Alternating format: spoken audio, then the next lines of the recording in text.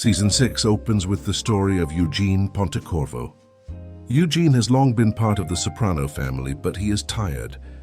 He has bought a house in Florida and dreams of starting a new life with his family, leaving behind the world of crime. Speaking with his wife, his face carries both exhaustion and a fragile hope. She tells him, "We're suffocating here, Eugene. The kids need a different life." Eugene nods, but deep inside he knows this dream is impossible. He goes to Tony to ask for permission. At Satriale's, while Tony eats with a stern face, Eugene speaks about the Florida house, about new beginnings.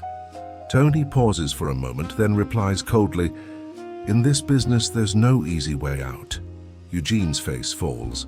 With Tony's words, his dream collapses. This scene seals the episode's fate. Eugene's hope is crushed by the cold rules of the mafia world. When alone, Eugene's hands tremble. He looks at his children with tears hidden in his eyes. Unable to find a way out of his life, he eventually takes his own life at home. His lifeless body becomes the shadow of his Florida dream, now just an image on the wall. This moment sets the tone of the season from the very beginning. There is no escape. Hope is only an illusion. Meanwhile, storms rage in Tony's world. Junior Soprano's mind slips further into confusion. His forgetfulness grows, his paranoia deepens. In one scene, Junior sits in the kitchen and looks at Tony with suspicion. "You're betraying me," he says. Tony laughs at first, then grows uneasy, realizing his uncle is losing touch with reality. The climax of Junior's decline delivers the episode's most dramatic moment. One night, when Tony appears in his house, Junior mistakes him for an enemy. Grabbing a gun, he shoots Tony in the stomach. Shock and unbearable pain flash across Tony's eyes. As he collapses to the ground, the camera slowly pulls back. This is not just an attack. It is the turning point that shatters Tony's life. While Tony writhes in blood, Junior hides in his room, eyes filled with fear and madness. "They were trying to kill me," he mutters. His words show how far gone his mind truly is. Carmela, meanwhile, struggles with her own burdens. She tends to AJ, worries for his future. When she learns Tony has been shot by Junior, her eyes fill with both fear and rage. Her husband's life hangs in the balance, but she also realizes once again that there will never be peace in this family. Tony is rushed to the hospital. Doctors fight to save his life. In the hallway, Carmela, Meadow, and AJ wait in despair. Carmela clasps her hands, praying. Meadow cries into her mother's arms. AJ sits in silence, his face tight with fear and anger. Tony's hospital scenes are heavy with atmosphere. Drifting in and out of consciousness, he hovers between life and death. The camera lingers on his face, because this is one of the most critical thresholds of his life. Elsewhere, Johnny Sack appears, with New York tensions still brewing. To him, Tony's weakness looks like an opportunity, though it is also a sign of war to come. Paulie and Silvio struggle to hold things together in Tony's absence. Their arguments reveal the fragility within the crew. Even without Tony, Paulie dares not openly question his authority. Yet fear glimmers in his eyes. What do we do without Tony? One of the most powerful side stories is Carmela's inner conflict. Tony's shooting forces her to confront questions she has asked for years. What has this life brought us? What have I given my children? Alone in the bedroom, she weeps, torn between rage and fear. Tony's life is in danger, and in that moment, fear overwhelms her anger. The final act takes place at Tony's hospital bed. Machines beep steadily. He lies unconscious. Carmela, Meadow, and AJ remain at his side. Carmela clasps her hands in prayer, torn between anger and helplessness. Meadow's swollen eyes stare at her father. AJ sits in the corner, silent, masking his fear. In the corridors, Paulie, Silvio, and Bobby pace nervously. With Tony's fate uncertain, each wonders about the family's future. But the true weight of the episode lies inside Tony's mind. He finds himself in a hotel. A suitcase rests in his hand. Looking in the mirror, he realizes his identity has changed. He is no longer Tony Soprano, but Kevin Finnerty. The hotel room feels realistic yet foreign, the view strange. Tony's face is marked by confusion. He feels like someone else. In this imagined world, Tony meets strangers. In the lobby, a group of people stare at him as if to say, "You don't belong here." He wants to defend himself but cannot speak. Inside his suitcase, his identification papers all read Kevin Finnerty. It is the embodiment of his fear of losing himself. In reality, hovering between life and death, Tony's dream self has lost his very identity. Throughout this mental journey, Tony feels misplaced, transformed into someone he doesn't recognize. In one scene, he attends a conference, sitting among businessmen. Their words mean nothing to him. "I shouldn't be here," he whispers. The camera lingers on his face, a metaphor for his state between life and death. Back in reality, Tony's condition worsens. Doctors prepare for surgery. Carmela prays with desperation.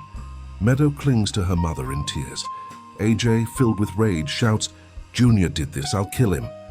Carmela holds him, whispering, "Don't say that." This moment shows how close the Soprano family is to breaking apart. In the dream, Tony sits in his hotel room at night. The phone rings, but the voice on the other end is unfamiliar. "It's time to join the club." The phrase echoes in his mind. The club is a metaphor for death. Joining means never coming back. He wanders further through this dream world. On a distant hill, he sees a house filled with light and laughter. He approaches, but a guard stops him. Only invited guests may enter. Tony shows his documents, but they all read Kevin Finnerty. The guard shakes his head. "You don't belong here." With sorrow in his eyes, Tony steps back. It is the metaphor of a man at death's door, but not yet allowed inside. In the real world, Tony's surgery begins. Doctors fight blood loss. Carmela paces anxiously. Meadow holds his hand, whispering, "Please don't leave us." AJ hides his tears by storming out of the room. In the dream, Tony encounters a priest in the lobby. The priest tells him, "You still have a choice."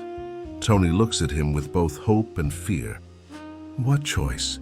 The priest smiles, "Life or the club." But inside the club there is peace. Outside, only war.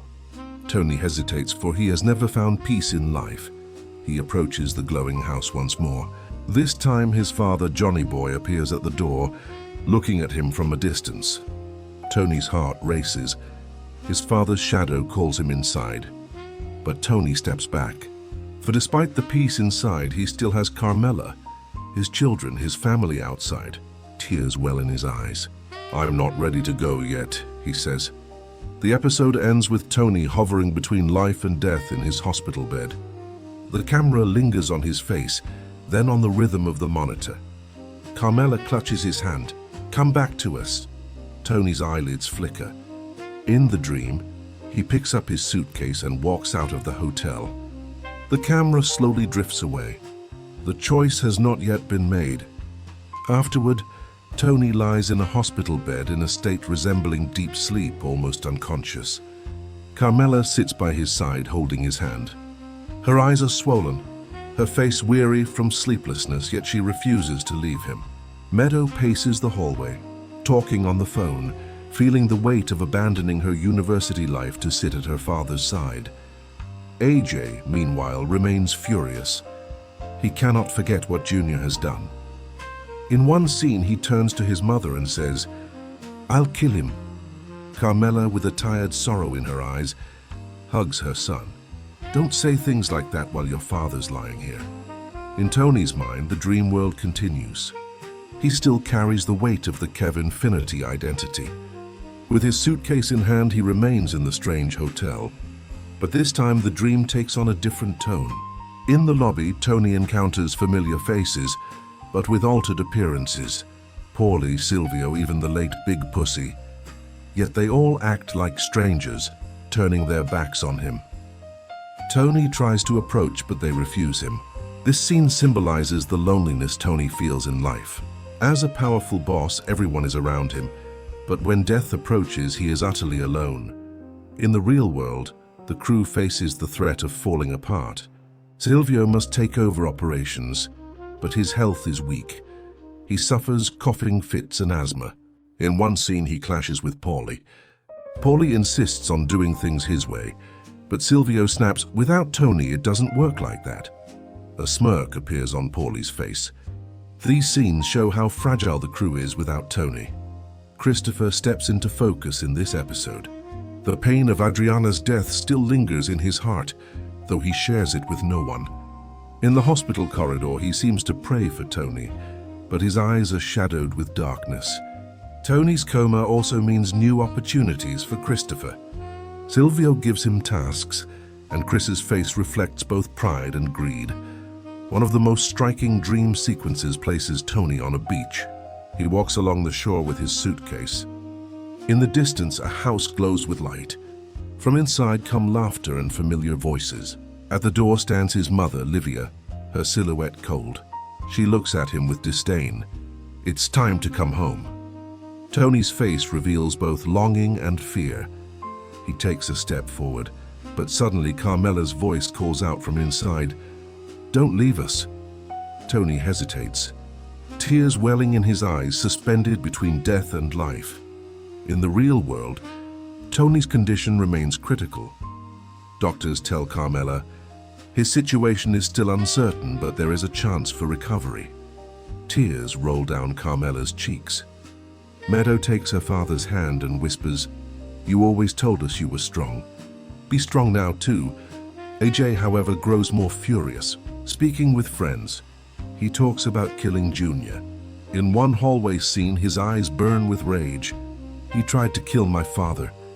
I'll kill him." Carmela fears her son's anger. She does not want AJ to follow the same path as his father. In Tony's dream, another scene takes place in a conference hall. People sit at tables engaged in serious discussions. Tony sits among them, but no one notices him. A woman turns to him and says, "You're the wrong man." Emptiness clouds Tony's face. The Kevin Finnerty identity will not let him go. These scenes reflect his deepening fear of losing his true self. Meanwhile, Silvio struggles under the mounting burden. While he tries to keep things together in Tony's absence, Paulie continually causes problems. In one scene, Silvio erupts in anger and falls into a coughing fit. Paulie steps aside with a mocking look. This moment shows how disloyalty within the crew is beginning to surface. Toward the end of the episode, Tony's dream intensifies. He approaches the glowing house once more. This time, a guard stands at the door. "Only invited guests may enter," he says. Tony pulls out his documents, but they all still bear the name Kevin Finnerty. From inside come the voices of his father, his uncle, and old friends. Tony takes a step toward the door, but just then Carmela's voice echoes again. "Tony, come back to me." Tears stream down his face and he steps back. In the real world, Tony's heart stops for a moment. Doctors rush in to revive him. Carmela prays in tears. The monitor beeps again. His heart beats once more. This marks his return from the edge of death. Tony remains in the hospital bed, but now his face looks calmer. In his dream, he walks away from the beach, sets his suitcase down. The camera lingers on his face, symbolizing his choice to return to life. Later, Tony tries to wake in his hospital room. The wounds in his stomach are still fresh, and movement is difficult. Carmela sits at his side, holding his hands. Her eyes hold both hope and exhaustion. Meadow sits nearby, speaking gently to him. AJ paces the hallway, restless. His father's injury has left him with both fear and fury. Visitors come and go in Tony's room. Doctors, nurses, even priests. In one scene, a priest offers to pray for him. Tony listens with a faint smirk, but there is fragility in his eyes. Facing death so closely makes him question his beliefs. In therapy with Melfi, he often dismissed religion, but now weak and vulnerable in bed, the words carry weight. Another focus of the episode is Paulie's painful discovery about his own life. When he visits Tony at the hospital, Paulie is distracted. He has just learned that the woman he thought was his mother is actually his aunt, and his real mother is someone else. This revelation shatters his world. His face reflects anger and disappointment. "They lied to me all these years," he says. The moment exposes the fragile child beneath his tough exterior. From time to time, other visitors appear in Tony's room. One of them is a man whose name echoes Kevin, connecting with Tony's dream identity. When Tony looks at him, he recalls his imagined Kevin Finnerty. For a moment, emptiness clouds his expression. He has not fully returned to reality. Another striking scene shows Tony talking to a fellow patient, a veteran who lost a leg. The man tells him, "It's not about the leg, it's about who's beside you in the fight." Tony listens silently, his face thoughtful, because in his own war he has been left alone. While Silvio, Paulie and Christopher try to run things outside, Tony is trapped in bed, facing his mortality. Scenes with Carmela carry special depth. She looks into Tony's face and says, "I prayed for you."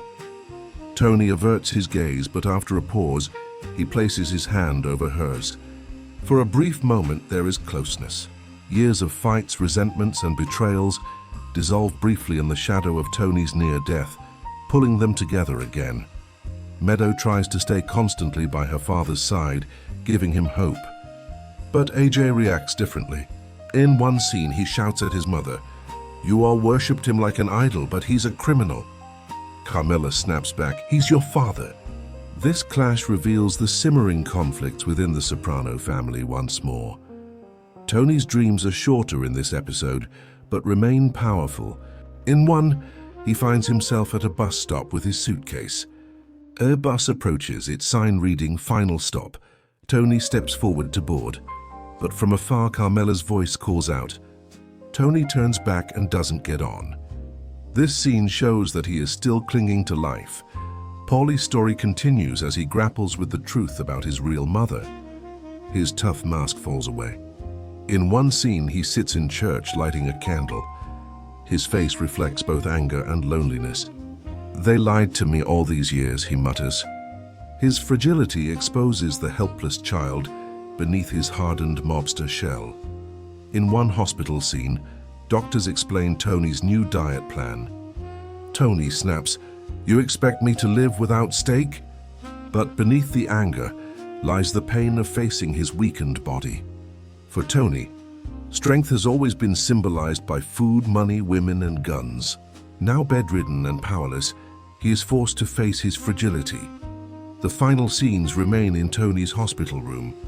At night, he lies alone, staring at the ceiling. A nurse comes in and dims the lights. Tony closes his eyes. In his dream, he once again approaches the glowing house on the beach. But he stops at the door, never entering. By morning, his eyes open, and he sees Carmela beside him. He whispers softly, "I'm here." Tears well in Carmela's eyes.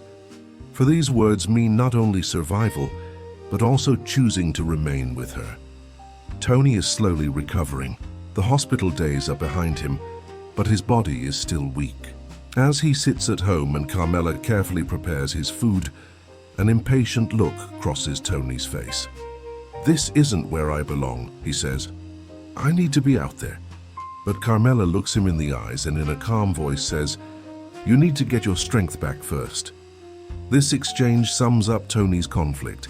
He has to project strength as a boss, but his body is still wounded. At the center of the episode is the wedding of John Sacrimoni's daughter.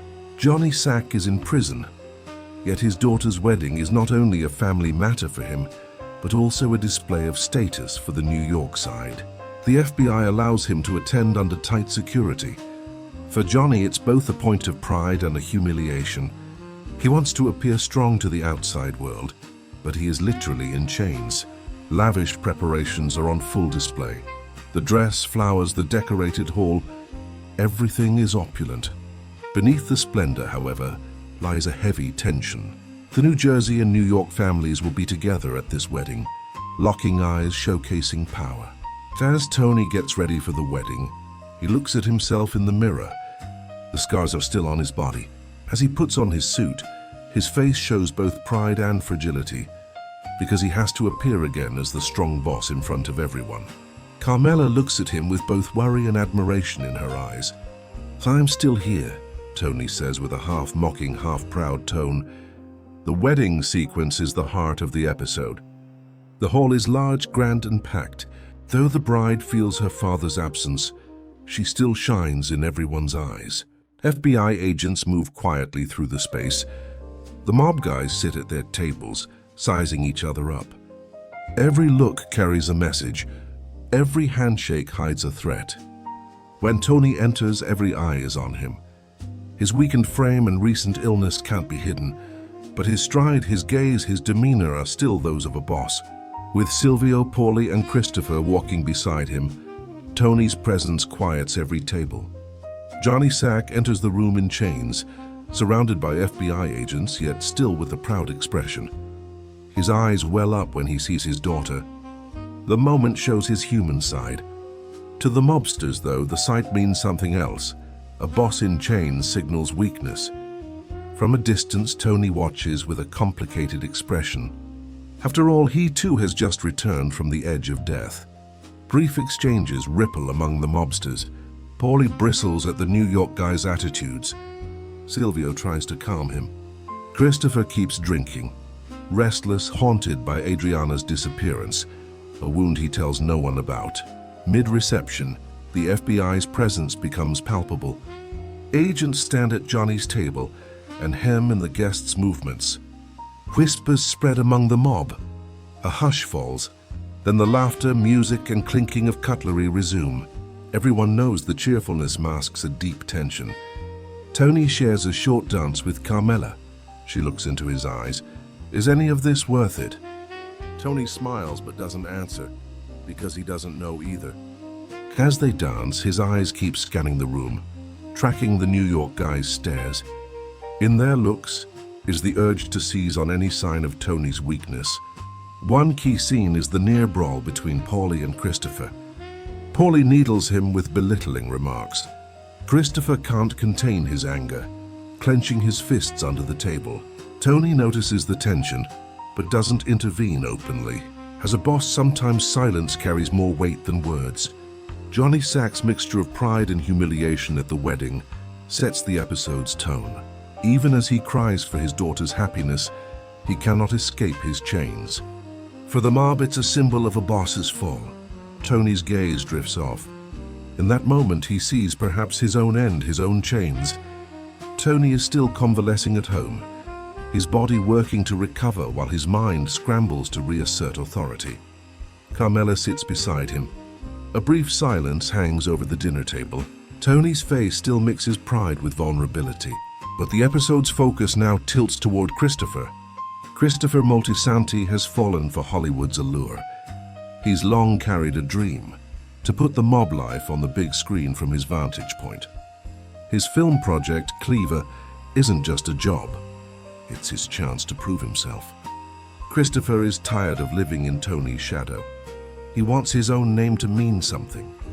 In Los Angeles, Christopher manages to line up a meeting with Ben Kingsley.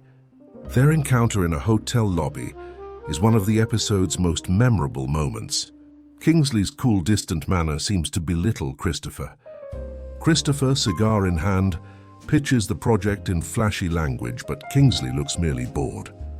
Rage stirs inside Christopher, but he covers it with a wry, performative smile. The episode juxtaposes Hollywood's glossy facade with mob life. Christopher drifts through luxury hotels and expensive restaurants, yet he feels a void inside. Despite money and power, he's still a stranger in Hollywood's chilly world. Mob clout means nothing here. The camera lingers on his face. Disappointment and greed share the frame. Back in New Jersey, Tony is still trying to regain his footing. Silvio, Paulie, and the others keep operations going, but Tony's absence is still felt. In every conversation, Tony wants the strings back in his hands. In one scene, he fixes Paulie with a hard stare. "Did you think I wasn't around?" Paulie immediately backpedals. It marks Tony's gradual reassertion of authority. Christopher's Hollywood adventure grows more absurd. As he floats through hotels and bars, He looks at those around him with a blend of admiration and disdain. Among luxury brands, costly gifts, and conspicuous lives, he tells himself his own world is darker, but somehow more real. Yet he can't escape the spell of all that glitter. In one scene, Christopher and Ben Kingsley enter the famed luxury lounge. Hollywood's sparkle is presented in stark contrast to the bloody realities of mob life. Producers, actors, model-faced youths glide through the room. Christopher wants to feel powerful here, but in everyone's eyes he's just another anonymous outsider. The scene encapsulates the episode's title, a luxury lounge that is at heart empty. Tony and Carmela share small but telling scenes. She worries over his health, fusses over his diet. Tony gets irritated but understands her concern. "You've survived all this, why won't you stop?" she asks in one scene. Tony's answer is short and blunt. "Because if I stop, everything ends." The line sums up Tony's world. Christopher's LA misadventure shows how fragile dreams are outside the mob sphere. Hollywood people don't take him seriously. Faced with Kingsley's coldness, his anger swells, but he can't unleash it. Here it's contracts and words that rule, not guns. Back in Jersey, minor skirmishes continue among the crew. Silvio and Paulie keep things running, but Christopher's absence is felt. At one point, Tony calls Christopher, with a trace of mockery in his voice. "Hollywood's not for you, come back." The jab wounds Christopher's pride. Hollywood is more than a whim to him. It's a bid to claim his own identity. Later in the episode, after a string of disappointments in Los Angeles, Christopher returns to New Jersey, bringing with him stories, gifts, and hollow hopes. Tony looks at him and says sarcastically, "Welcome back to your dreams." Christopher holds his tongue, but his eyes burn with anger and hurt. Once again, he has shrunk in Tony's shadow. In earlier episodes, Vito, whose homosexuality was exposed, realizes he can't find a safe place for himself in New Jersey and is forced to hide. In this episode, we see him in a small town in New Hampshire. The streets are quiet. People smile and greet each other. It's as if Vito has stepped into another world, far from the hard face of the mob and its bloody reckonings. At a local roadside diner, Vito meets a man named Jim, nicknamed Johnny Cakes. Jim is the town firefighter, big, burly, but gentle. A quiet closeness begins to grow between them. At first, Vito is cautious, because revealing his identity means death for him. But Jim's warm smile and easy conversation start to melt the ice inside Vito. In one scene, they eat breakfast together. Jim serves him pancakes, Johnny Cakes. For the first time in a long while, Vito has a peaceful breakfast. The camera lingers on his face, where you can read both unease and relief. Back in New Jersey, Tony is slowly trying to return to business. He's still wounded after his hospital stay, but eager to reassert his authority. Though Silvio and Paulie have kept things running, Tony's absence has been felt. In one scene, he sits at the head of the table and looks at his men one by one. "I'm here," he says simply. In that moment, his gaze carries more weight than his words. His presence alone feels like an order. AJ comes to the fore in this episode. After his father's shooting, he's been spinning with anger. He voices his hatred of Junior while struggling to find his own identity. In one scene, he hangs out with friends, talking aimlessly. Yet there's a deep fury in his eyes. Carmela tries to talk to him. "Your father's alive. You need to pull yourself together." AJ turns his back. "Your world isn't my world." The line wounds Carmela deeply. Vito's storyline intensifies. With Johnny Cakes, he starts to savor a freedom he hasn't felt in years. In one scene, he rides in the fire truck with Jim, grinning like a kid. For that moment, he forgets the mob life, the fear, the lies. But at night, lying in bed, the realities of New Jersey won't let him go. Tony's anger, the guy's gossip, his wife's face, swarming his mind like a nightmare. Tony's scenes with Carmela are striking again. She worries about him returning to the life. "You just grabbed hold of life again. Don't throw yourself back into the fire," she says. Tony, in a low voice, I can't deny who I am. These exchanges sum up their marriage's fate. Tony will always return to the mob. Carmela will always want him to step back. Another key scene is between Tony and Christopher. Christopher is still obsessed with the Cleaver film project, but in Tony's eyes, his real job is to mind the business. Live your dreams later, Tony says sharply. First, show me you're loyal. Christopher listens in silence, but sparks of anger flash in his eyes. He's suffocating in Tony's shadow. Vito and Johnny Cakes grow more intimate. In one scene, Jim reaches out his hand. Vito hesitates a beat, then takes it. That small gesture is a huge step for Vito. In the mob world, that hand could mean death. Here it means acceptance and tenderness. The camera lingers on their hands. The audience senses Vito has found a first, real taste of peace. In New Jersey, Paulie and Silvio continue to jockey for position during Tony's absence. Paulie pushes his own methods. Silvio stays loyal to Tony. Tony watches the bickering in silence, then shuts them all up with a hard look, proving once again he's still the true boss at the table. As the episode goes on, AJ starts talking about plans to kill Junior. With his friends, he says, "I'll avenge my father," but the words are empty bluster. He doesn't have the courage to follow his father's path. When Tony hears the talk, he looks at his son with disappointment and says only, "You're not cut out for this." AJ blushes but says nothing. Toward the end, Vito forges a deeper bond with Johnny Cakes. Over dinner, Jim tells him, "You can stay here. No one will hurt you." Vito's eyes fill, but he says nothing. He still feels compelled to return to New Jersey and the mob life. Yet in that moment, in that little town beside this man, he feels truly free for the first time. The statue of the saint is the centerpiece of a procession held for years. People donate. The statue is carried through the neighborhood. Prayers are said. But for Paulie, it's not just a religious matter. It's also a show of money and power. He negotiates for a bigger cut from the church. In one scene, he snaps at the priest. "We've been handling this for years. We'll get our share." His face shows rage and greed. Christopher stands out here too. During the festival, he's in charge of collecting donations and keeping things organized. He's trying to stay clean from drugs while also working on Cleaver. He watches Paulie's hardball tactics in silence, but there's a look of disdain in his eyes. Paulie's greed is increasingly repulsive to him. Tony is still recovering, yet feels he has to appear at the festival. His presence signals strength to the neighborhood. In one scene, he walks ahead of the statue. People greet and shake his hand. Tony wears a half-serious, half-proud expression, but deep down he's still troubled by physical pain and thoughts of mortality. One of the most striking scenes unfolds at the carnival during the festival. Christopher rides with Kelly. Under the colorful lights, he looks briefly like an ordinary man. Then a sudden malfunction causes panic. Children scream, rides stall. The chaos is a metaphor for the mob world. Behind the bright lights is a system that can collapse at any moment.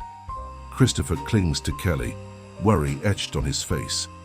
Paulie's greed keeps escalating. He wants a larger share of the donations and reneges on the deal with the priest, sowing unrest.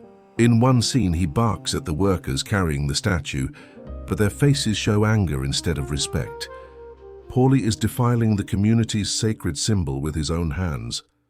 Tony watches Paulie closely. He sees the greed but doesn't intervene directly. One evening, he tells Carmela, "Paulie's hunger will be the end of him." Carmela nods. "Hasn't your hunger been the end of you?" The line silences Tony for a moment. It cuts to his core truth. During the festival, Christopher almost loses his battle against drugs. Alone, he stares at a small packet he's pulled from his pocket. His breath quickens. His hands shake. Then Kelly's voice, "Chris?" He slips the packet back. The tiny moment is the clearest reflection of his inner war. Paulie's storyline carries the episode's heavy load. After the painful truth about his mother, his avarice around the religious events lays bare the rot in his soul. In one scene, he appears to pray before the statue, but his eyes are on the money. He exploits people's faith for his own gain. Rumors swirl. Paulie's hands aren't sacred anymore. A tender moment comes between Tony and Meadow. Seeing her father at the festival, Meadow hugs him. "You look good," she says. Tony smiles, but a brief coughing fit mars his reply. Meadow looks at him worried. Tony says quietly, "I'm still here." It's a small scene that reminds us how deep their bond runs. As the festival goes on, the conflicts intensify. Because of Paulie's greed, the workers nearly refuse to carry the statue. In people's eyes, the ceremony's sanctity is tarnished. The priest tells Paulie angrily, "You're staining the saint's name." Paulie shouts back, "Without me, this doesn't happen." A sign of how he has made himself godlike in his own head. Christopher approaches Tony and murmurs, "Paulie's spinning out." Tony glances over and says nothing. Sometimes silence means letting Paulie hang himself with his own rope. The climax comes at the festival's close. As the statue is carried through the neighborhood, Paulie hauls the donation box with a phony pride on his face. But the crowd no longer admires him. People look on silently. Some turn away. Without realizing, Paulie has destroyed his own image. Night falls and Tony sits at home. Carmela brings him a cup of tea. Tony stares out the window. "Everything's rotting," he says softly. Carmela doesn't answer. She just sits beside him. The camera lingers on Tony's face. Watching Paulie's decay, he sees his own. In the final scene, the saint's statue is stored away in a warehouse, alone, in a dark room, lit by a dusty beam of light. The camera holds on it. The image is a symbol of how faith and the sacred have been tainted by the lust for money. Papers and ledgers lay open on Tony's desk, a curl of smoke rising from his cigarette. Though he was still in recovery, he was once again making his weight felt as the boss. Silvio and Carlo were with him. The topic was real estate deals and cash flow. Tony's voice was calm but carried a hard edge. "No one moves without checking with me." The line was a reminder that he was still the center of authority. Paulie was busy with his own matters, the housing project called Mo and Joe. On the surface, it targeted the working class, but in truth, it was a real estate hustle designed to profit the mob. Paulie wanted a bigger cut.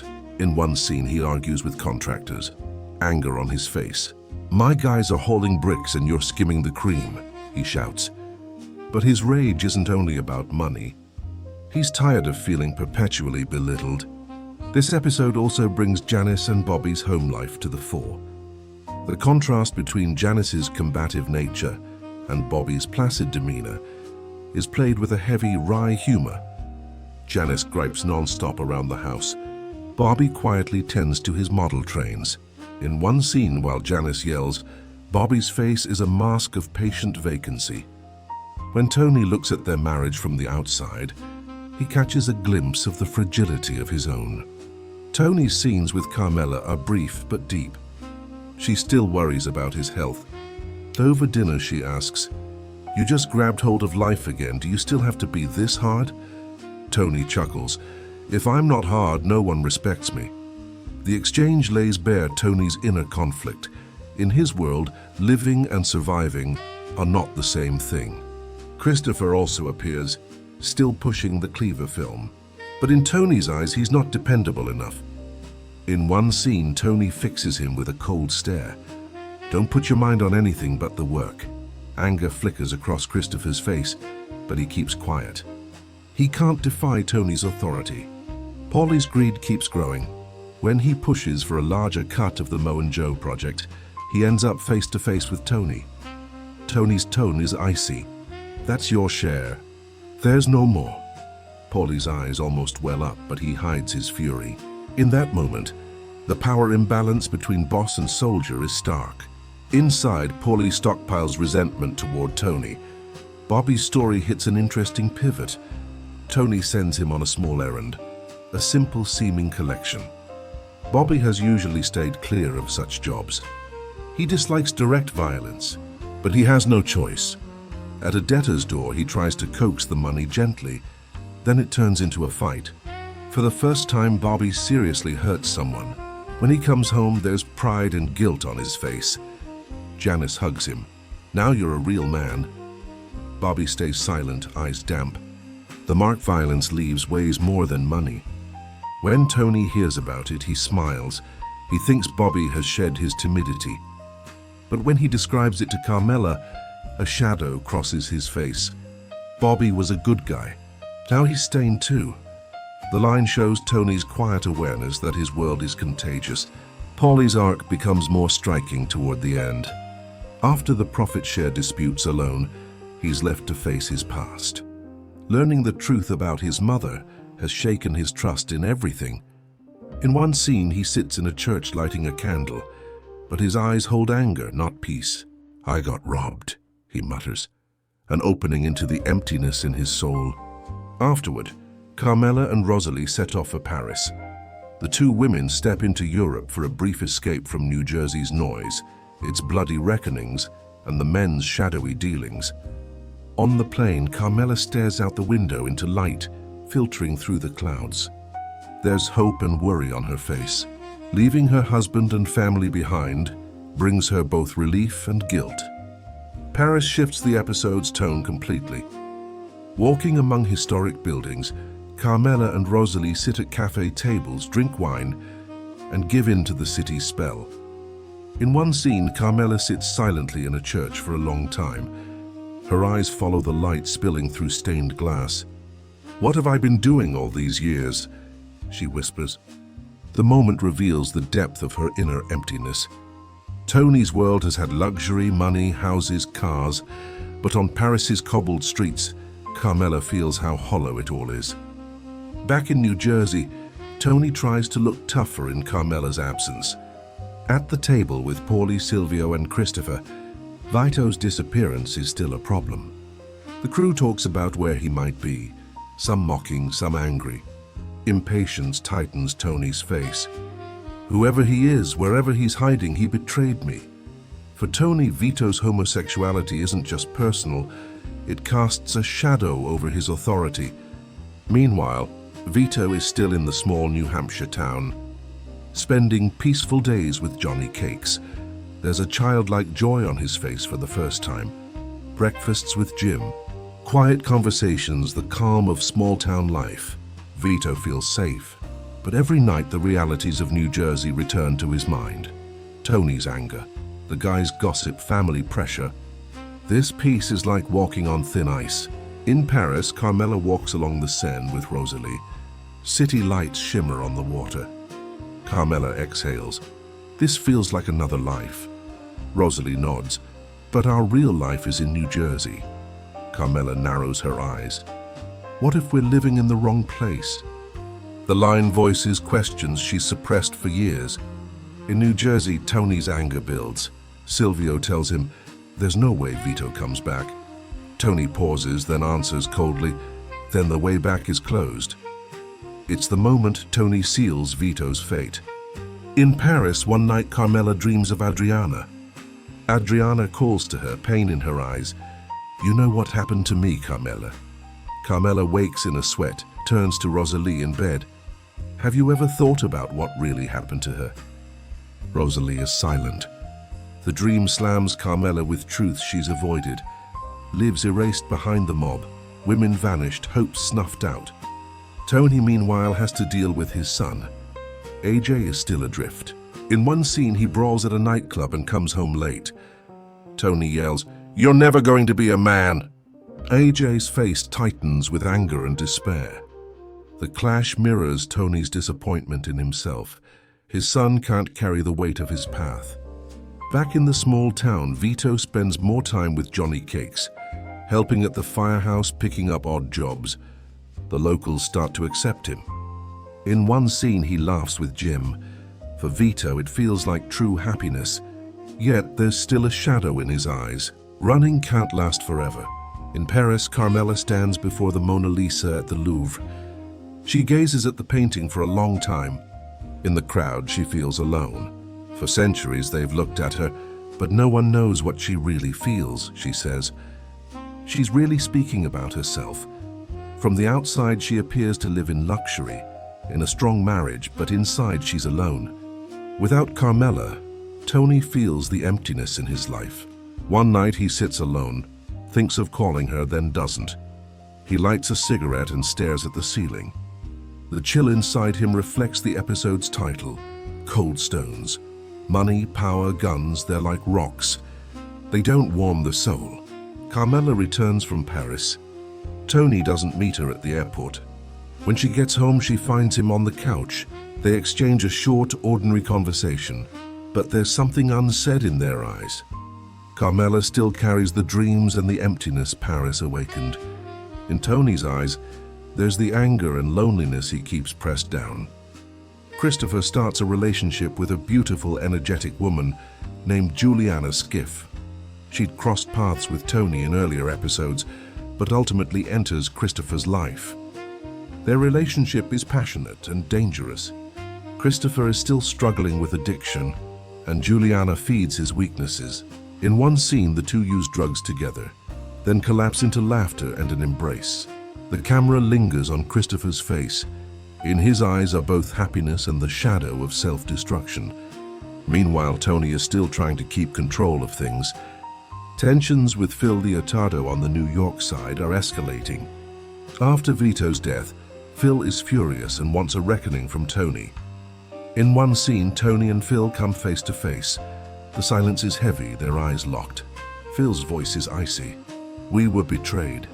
Tony answers, "Each family takes care of its own." The exchange foreshadows how close they are to war. Carmela is still under the spell of her Paris trip. There's a foreign kind of longing in her eyes. In one scene, she sits alone in the kitchen, remembering the stained glass she saw in Paris. Tony comes in and talks about Christmas plans, but Carmela stays quiet, distracted. "Sometimes I think about being somewhere else," she says. Tony furrows his brow and says nothing. He hears in her words an implied challenge to his authority. Midway through the episode, the Christmas preparations begin.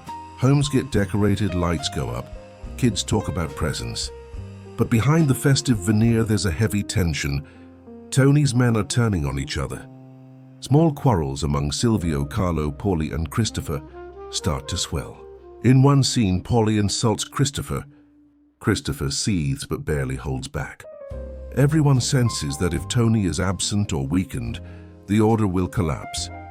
Christopher's relationship with Juliana intensifies. In one scene, they decorate a Christmas tree together, but even this ordinary moment is fragile. Their bond is not only love but shared addiction. In their eyes, you can see both attraction and the pull toward a cliff's edge. For Christopher, the affair is a brief happiness and the start of a long ruin. Tony's dealings with Phil provide the episode's most charged moments. They sit across from each other at a dinner. Food is on the table, but no one has an appetite. Phil narrows his eyes at Tony. "My family took a hit because of your people." Tony tries to keep his cool, but fury flickers in his gaze. "My guys are on me. Yours are on you." Another step toward open war. As Christmas Eve nears, Carmela and Tony prep at home. There's wine on the table, food, and a lit tree. The family is together, but no one looks truly happy. Meadow has retreated into her own world. AJ is still adrift. Carmela tries to smile, but her eyes drift off. Tony looks at his kids, then at Carmela. Deep down, he knows this table is only a show of unity. Another scene pits Tony against Christopher. Suspicious of Christopher's behavior, Tony warns him in a hard voice, "Watch your step. Anyone who screws up in my shadow doesn't get forgiven."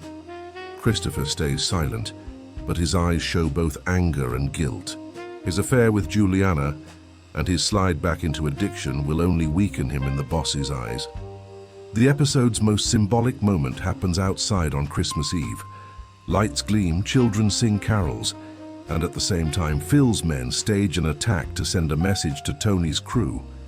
Gunshots, screams, then silence. When Tony hears, his face goes blank for a beat. Then the rage hits. The assault isn't just on the streets, it's on his authority. In the final scene, Tony sits at home beside the Christmas tree. The kids have gone upstairs. Carmela quietly washes dishes in the kitchen. Tony is alone. He stares into the twinkling lights, a glass of wine in hand, his face weary. The camera holds on him, the powerful boss, father, husband, yet in truth a lonely man. The next episode opens on Tony's birthday. Carmela has small gifts ready. The kids make brief appearances, but Tony isn't really expecting anything. Within the family, it feels like just another day. There's a light sadness in his eyes. When Carmela says, "Here's to many more years," Tony gives a faint smile, but behind it is tiredness. Tony and Carmela visit Janice and Bobby at their lakeside house. Quiet among the trees, it looks like an escape from the city's chaos, but it's really a stage where tensions will surface. The first evening they sit down to dinner. Wine glasses, home-cooked food, laughter. On the surface, cheer. But the camera lingers on Tony's assessing look. Janice chatters on. Bobby listens in silence. Carmela steps in here and there to smooth the conversation. Beneath the ordinary family dinner lies a deep strain. Later that night they play poker. Cards, booze, jokes, until Tony's mocking edge emerges. He needles Janice about childhood, tosses belittling jokes at Bobby. At first there's laughter, then it dies. Anger builds in Bobby's face. He's usually quiet, but when his pride is hit, he erupts. At one point, Tony makes a crack that questions Bobby's manhood. The room tightens. Janice tries to intervene, but it's too late. After a moment of silence, Bobby slams his fist on the table. Then the fight breaks out. Tony and Bobby grapple. Two big men crashing through the living room. Furniture overturns, glass shatters. Carmela and Janice scream, but the brawl rages. Bobby finally comes out on top, pinning Tony to the floor. Silence. Tony's face shows anger and humiliation. He rarely loses like this. The women pull them apart. The night ends with broken furniture, a heavy, quiet, and frayed relationships. The next morning, Tony's face is bruised, but his real wound is pride. He eats breakfast in silence. Bobby acts apologetic, but Tony's look says he'll never forgive. Tony is a man of quiet revenge. Soon, Tony gives Bobby a demeaning assignment, a tough job in Canada. It's no routine collection. Bobby has long avoided the bloodiest parts of the life, sticking to cleaner work. By giving him this, Tony intends to stain him. Bobby carries out the order. At a man's door in Canada, he tries to resolve it with words, but it spirals. Bobby uses his gun. For the first time, he truly kills someone.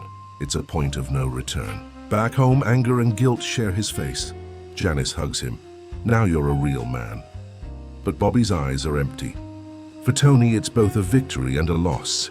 He's tainted Bobby as he meant to, but he's also cracked the family deeper. Carmela sees it.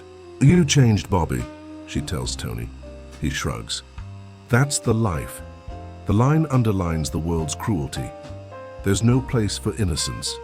In the final moments, Tony and Carmela drive home in silence. Carmela looks at him. "I still pray for you," she says. Tony doesn't turn his head. He lights a cigarette. In his world, prayer, love, and family warmth are brief comforts. The real constants are violence and payback. The camera moves into the house. Carmela opens the suitcases. Tony drops onto the couch.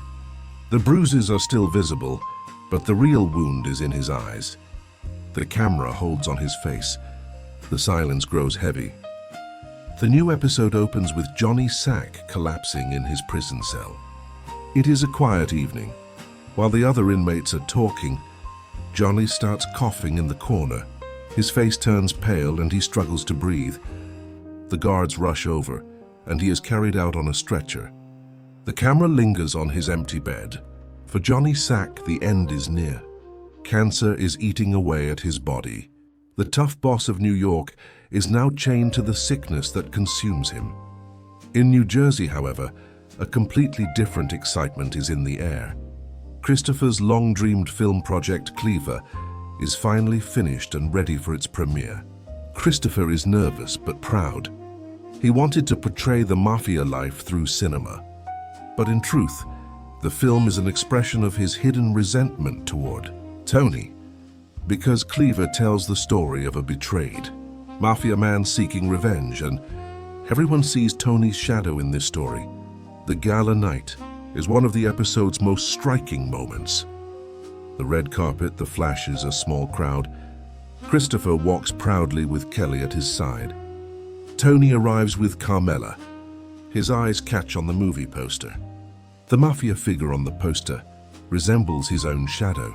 A flicker of unease crosses his face, but he hides it. Carmela, smiling, takes his arm. "It's just a movie," she says. But the words echo in Tony's mind, because for him, nothing is ever just a movie. The film begins. On the screen, violence, blood, betrayal. The crowd laughs and applauds. Christopher looks around proudly.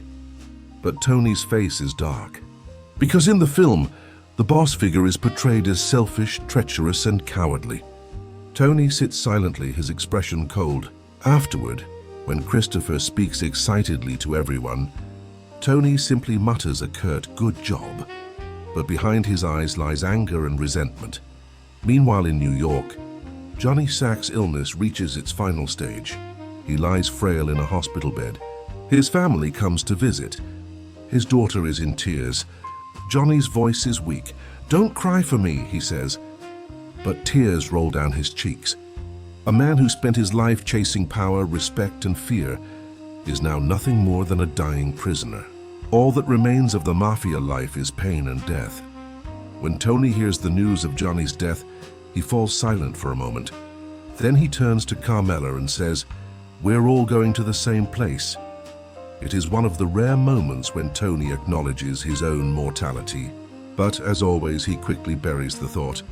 For Tony, to think of death is to think of losing control. Paulie also appears in small scenes this episode. At the film gala, he jokes with Chris, but his eyes betray envy. Christopher is no longer just Tony's underling. He is shining under his own name. Paulie's face shows both scorn and jealousy.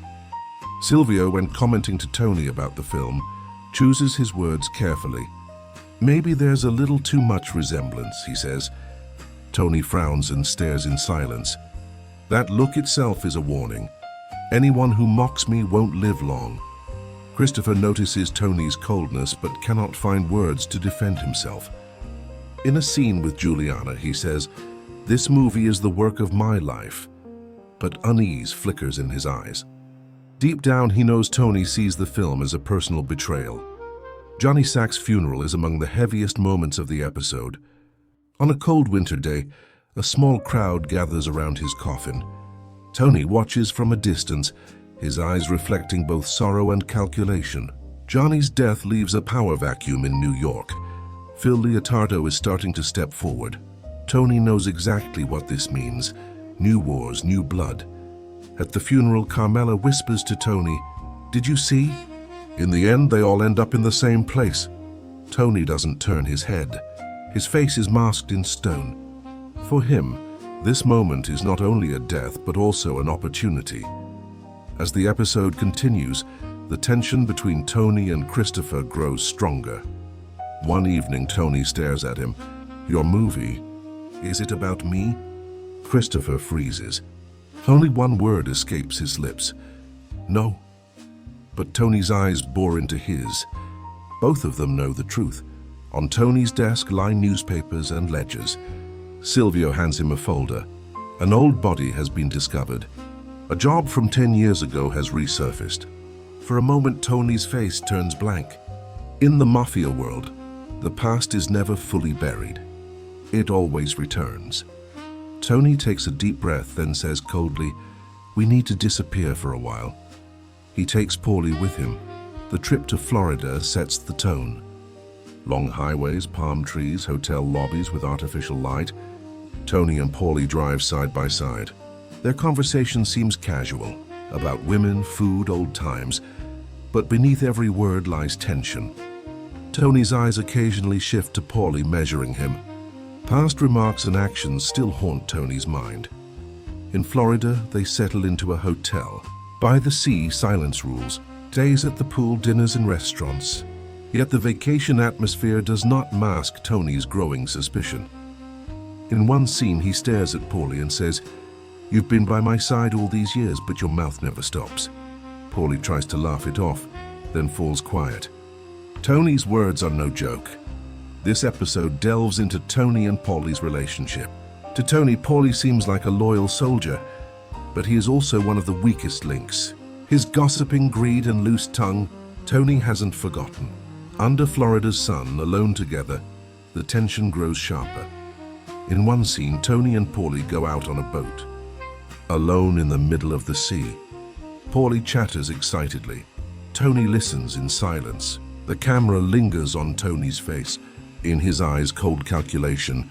If I threw him overboard now, no one would ever know. It is one of the most suspenseful moments of the episode. Paulie has no idea that Tony is weighing his fate. But in the end, Tony holds back. For all his flaws, Paulie's loyalty still has its use. Back in New Jersey, Junior's story continues. His mind has further deteriorated. In a nursing home scene, he mumbles to himself about old jobs, but no one understands. These moments remind us how fleeting the Sopranos' power really is. Yesterday's feared boss is today just an old man. In Florida, Tony and Paulie reminisce over dinners.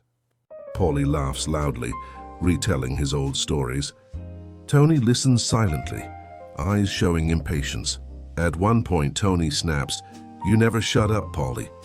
People lost trust in you for a reason." Paulie's face freezes. There is a threat behind those words. Later, Tony sits alone in his hotel room. The TV glows silently, showing palm trees. His face is heavy with fatigue.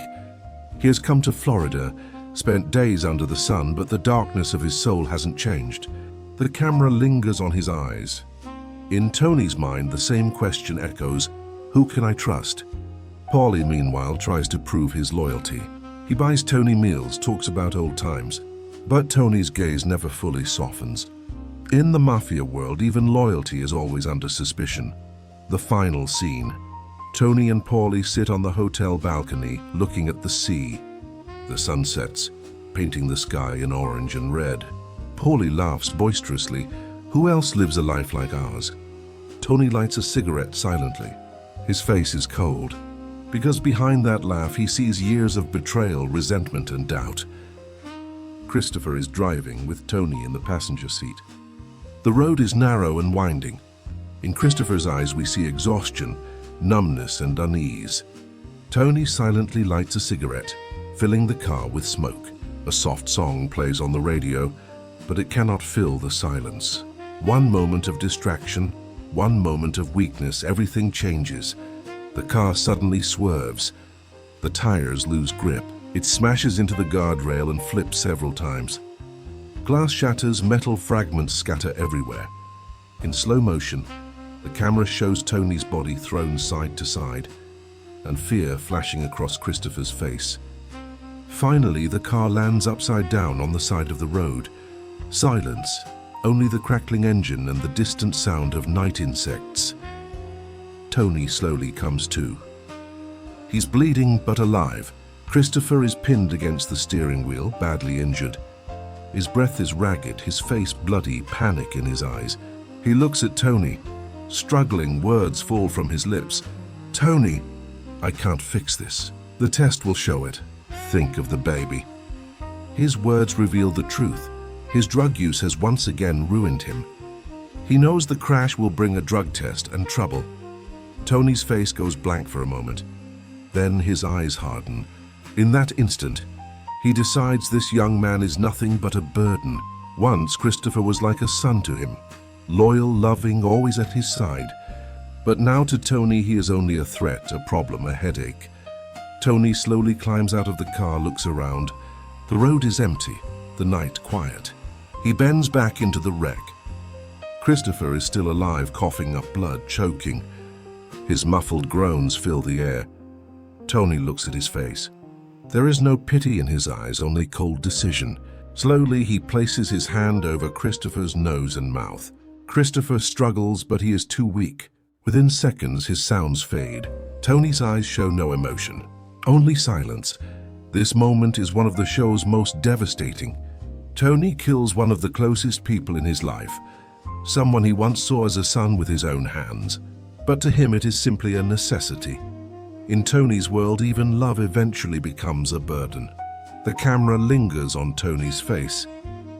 His breathing is heavy, sweat drips from his brow. Then it pulls back, showing the silent night road. In the following scenes, Tony frames the death as an accident.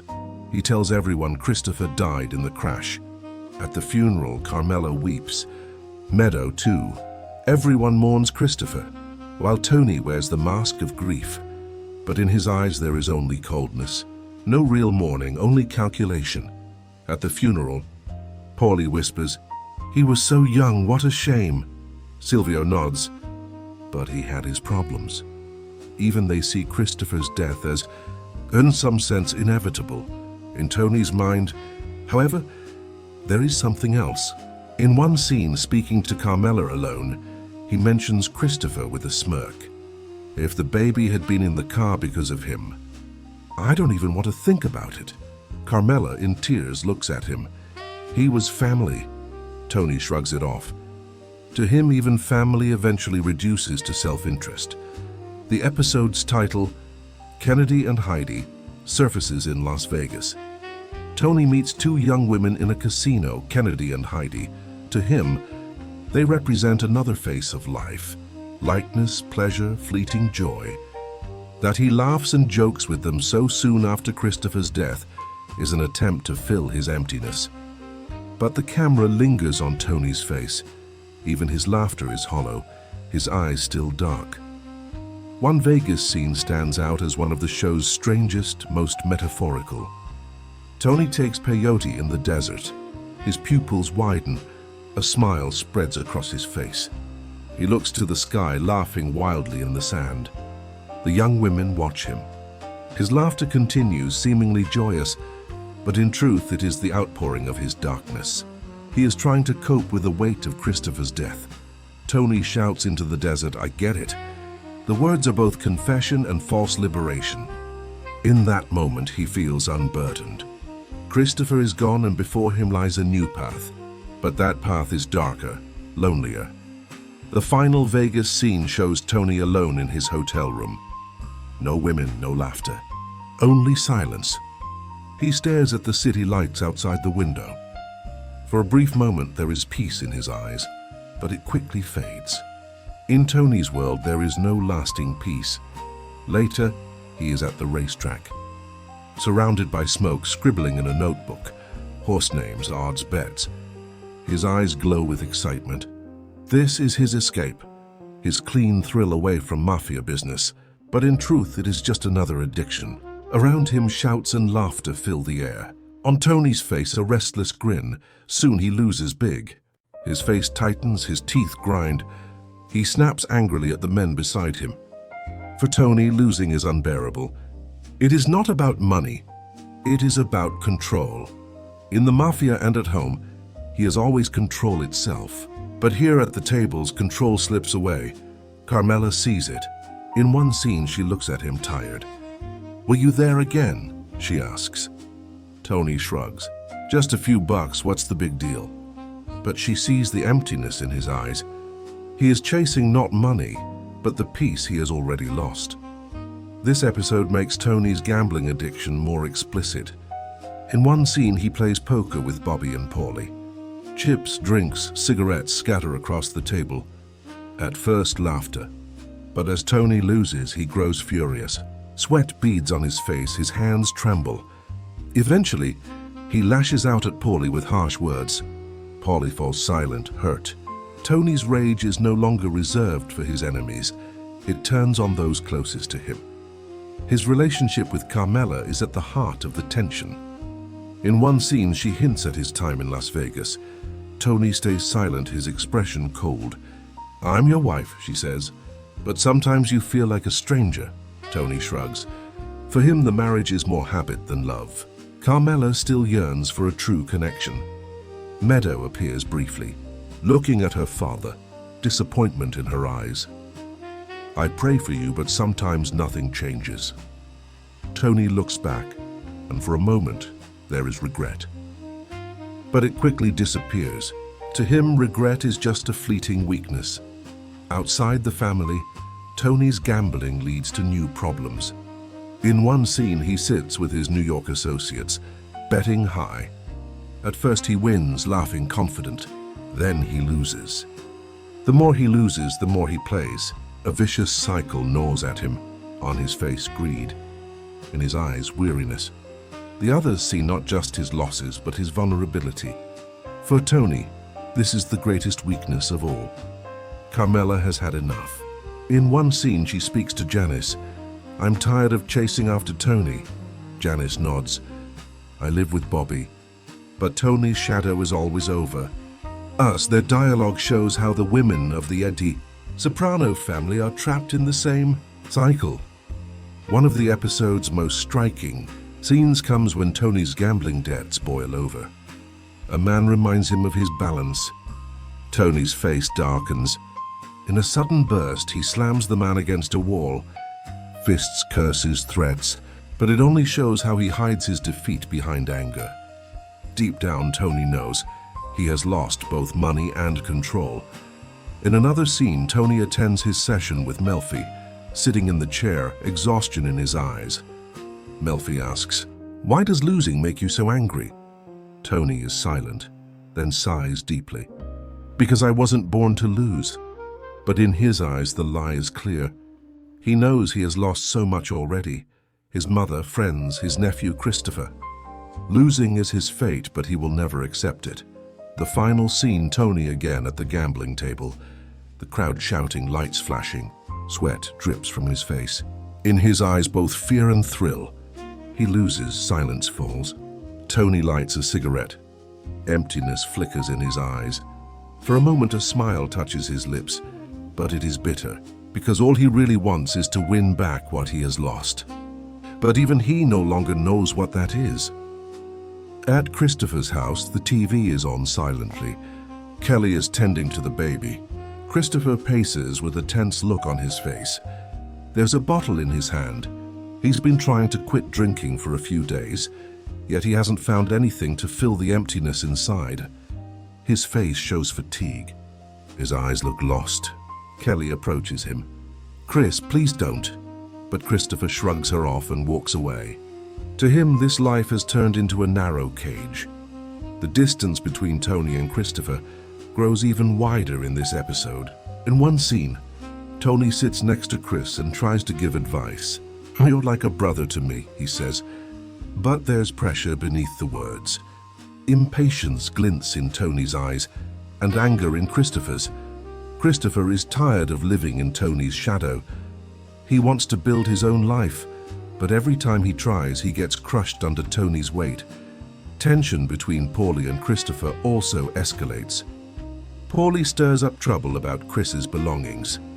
A small theft, a small dispute, but in the mafia world, small matters can turn into big wars. In one scene, Paulie's guys steal the stash Christopher has hidden. Christopher storms up to Paulie in fury. Harsh words are exchanged. Paulie smirks. "You're still just a kid." Christopher's face burns red. His fists clench. This pushes Christopher's inner rage even further. One evening, sitting alone, he opens the bottle and takes a deep breath. Tears run down his face. He's trying to be a father and a husband, but the mafia will never allow it. It always demands more. It always stains more. There is no salvation for Christopher. Meanwhile, Tony is dealing with AJ's problems. AJ is floundering in college, showing signs of depression. In one scene, Tony walks into his room. AJ sits quietly on the bed. "You need to learn to act like a man," Tony says. The line reflects the episode's title, Walk Like a Man. In Tony's world, manhood means suppressing feelings, looking strong, never showing weakness. But AJ's face is empty.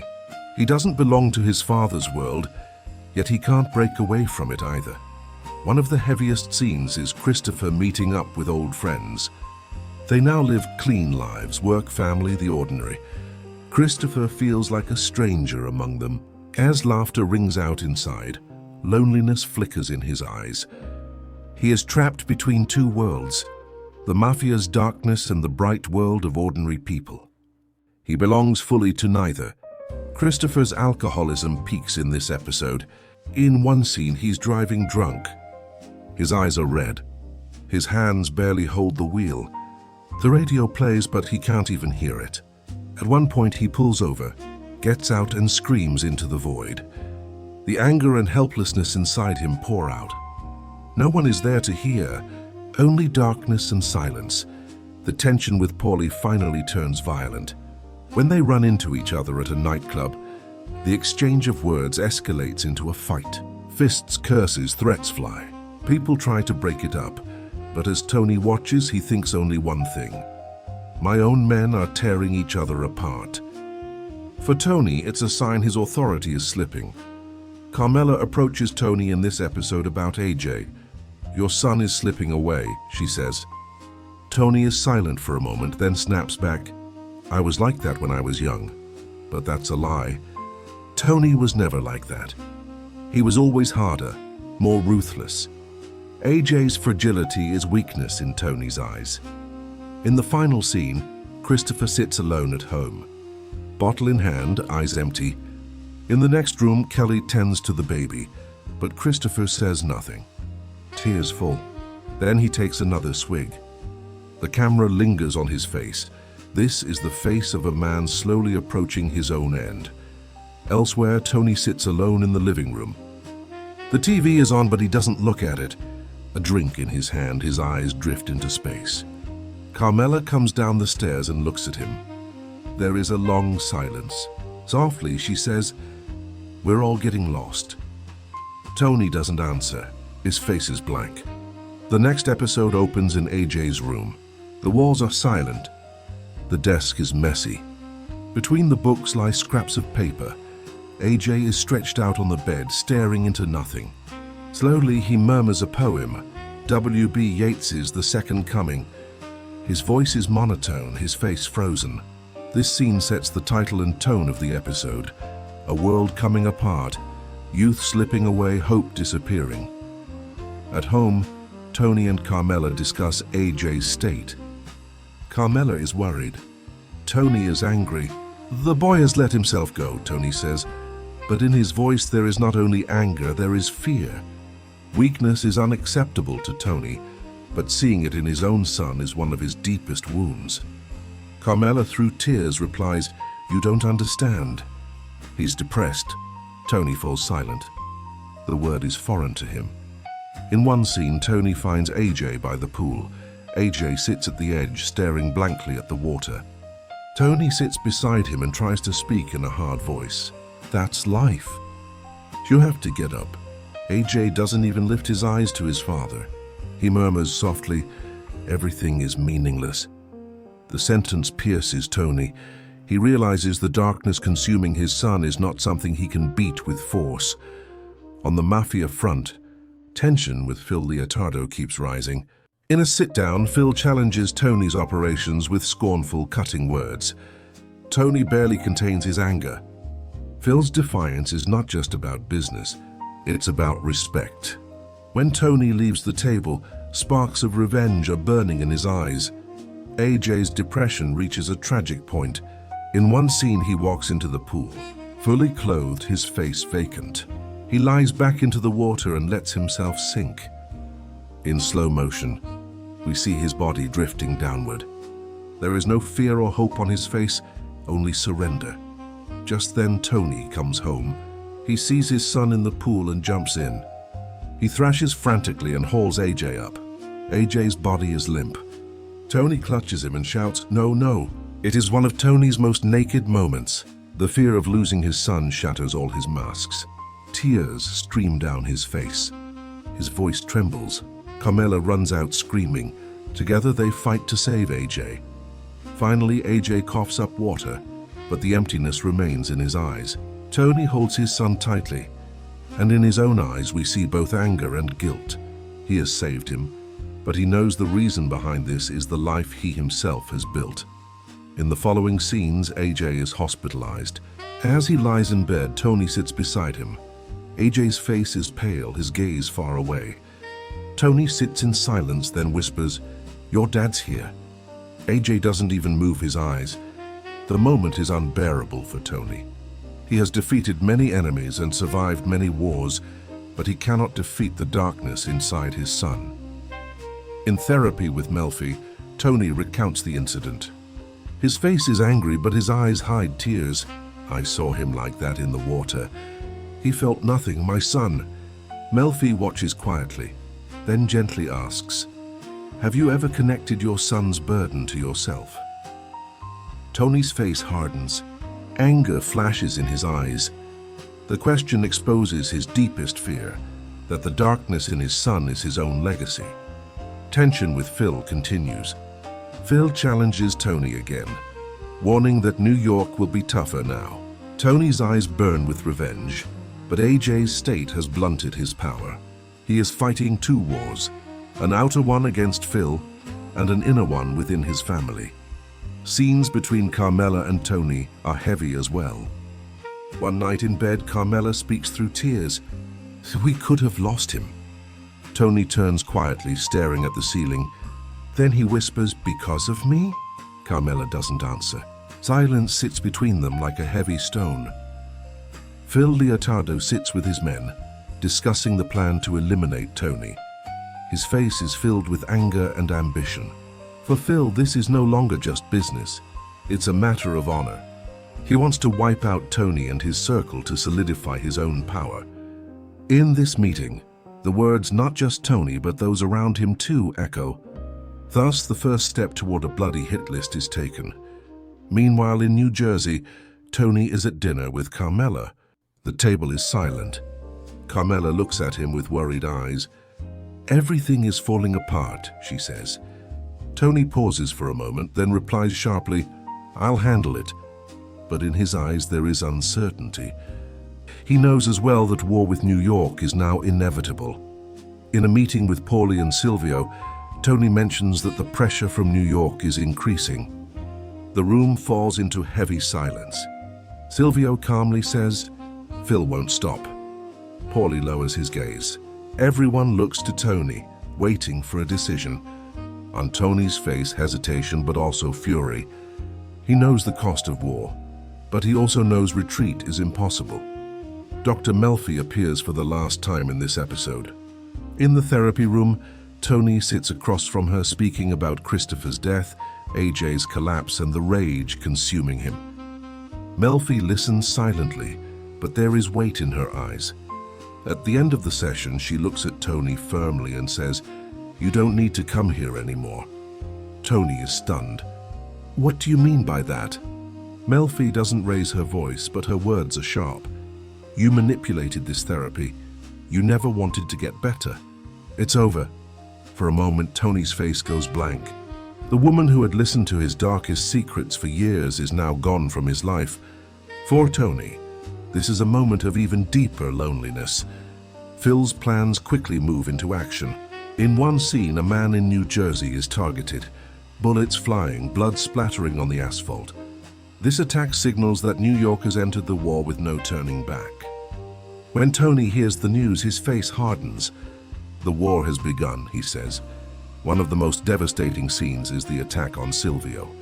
As Silvio and Patsy leave the strip club and get into the car, New York gunmen approach. Gunfire rips through the night. Windows shatter. Silvio is hit badly. Patsy flees in panic, but Silvio lies bleeding inside the car. The camera lingers on his face. His breathing is ragged. His eyes are closing. When the news reaches Tony, silence falls. Silvio was not only his right-hand man, but also a longtime friend. In Tony's eyes, we see both rage and grief. After the attacks, Tony secures his family. He moves Carmela, Meadow, and AJ into another house. In one scene, as Carmela leaves, she looks at Tony. "How long can you keep this up?" Tony doesn't answer. He only lowers his head. He knows too, in this war, everyone will lose. Paulie comes to the forefront in this episode. Alone with Tony, he says, "My loyalty is with you, but everyone's going down, boss." Tony looks him in the eyes. "You'll stay."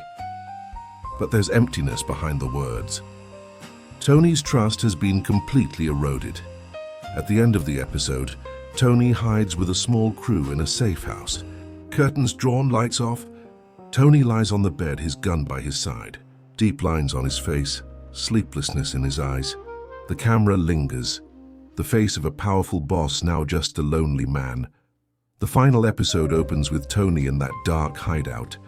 Curtains tightly closed, the wail of sirens outside, the hum of engines in the distance. Tony tosses restlessly in bed, gun in hand, eyes tired and dark. The enemy may be outside, but the real war is within. The next morning, Tony holds a brief meeting with his men. Silvio is still in the hospital, struggling to breathe. Paulie paces nervously. Patsy stays silent. Tony's voice is stern but weary. This doesn't end until Phil is stopped. These words mark the final stage of war. In New York, Phil Leotardo remains defiant. To his men he says, "We're going to wipe out the Sopranos' bloodline." His face is full of rage and ambition, but this episode also brings his end. In one scene, he gets into his car with his family. At a gas station, while his grandchildren are nearby, Sopranos' gunmen strike. Shots are fired. Phil collapses. Then the shocking moment. His car slowly rolls back, crushing his head. The camera lingers. His death is one of the most brutal and symbolic in the show. When Tony hears of Phil's death, a brief sense of relief flashes across his face. But it quickly fades. The war may be over, but the destruction remains. Silvio's chances of survival are slim. Bobby is already dead, his family is shattered. In Tony's eyes, not victory, only loss. The FBI doesn't let go either. An agent approaches Tony, whispering, "You've got too many enemies now." Tony's face goes blank. He knows it's true. Enemies outside, fragility within his own family. Scenes with Carmela carry weight in the finale. Alone with him at night, she looks at him with fear and despair. "You did this to us," she says. Tony is silent. A flicker of regret crosses his face, then disappears. For Tony, regret is a luxury. Weakness is death. Meadow also takes on importance here. As she pursues her career in law, she feels her father's shadow always looming. In a scene with Carmela, she says, "Maybe I can be different." Carmela hugs her daughter with both hope and sorrow in her eyes. The Soprano curse, she knows, lies not only with the men but with the entire family. The final scene is one of the most debated in television history. Tony goes to a diner with his family, a small ordinary place. The door opens, Tony enters. He sits with Carmela, Meadow and AJ. The waiter takes their orders. Tony glances around the room. His eyes follow every new customer. A man takes a seat at the bar. A couple walks in. The doorbell rings. Tony listens to every sound. In his life, any moment could be the end. Journey's Don't Stop Believin' begins to play. The music adds cheer to what looks like an ordinary dinner. Carmela smiles, AJ speaks wearily. Meadow struggles to park outside. The camera closes in on Tony's face. For a brief instant, peace or maybe ordinary happiness crosses his eyes. The doorbell rings once more. Tony looks up. The camera zooms in on his face. His eyes widen for a split second. And then, the screen goes black. Silence, no explanation, no answer. Only black. This ending has been debated for years. Was Tony killed in that moment? Or did life simply go on? The show leaves it unresolved. But the ambiguity itself reveals the ultimate truth. In the mafia world, there is never peace. Any moment could be the end. And that end may come with a bullet or with silence.